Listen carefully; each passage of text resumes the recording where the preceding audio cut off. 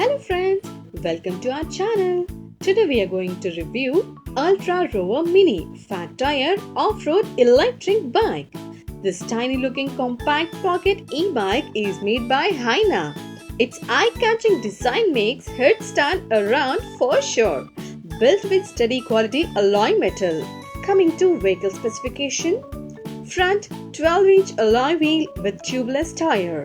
Telescopic suspension. Headlights are mounted on handle. Charging port with a powerful 36-volt 250 watts motor. Pedal assist to get fit just in case battery is drained out. Battery level indicator, power on, off, and headlights are mounted on right side of accelerator.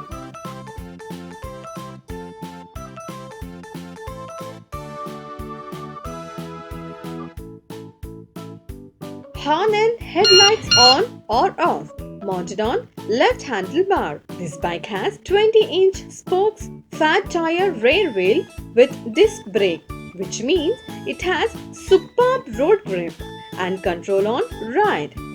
Portable 36-volt 7.5 amp hour battery gives 25 km per charge without pedal assist and 45 km per charge with pedal assist. And charging time is just 2 hours.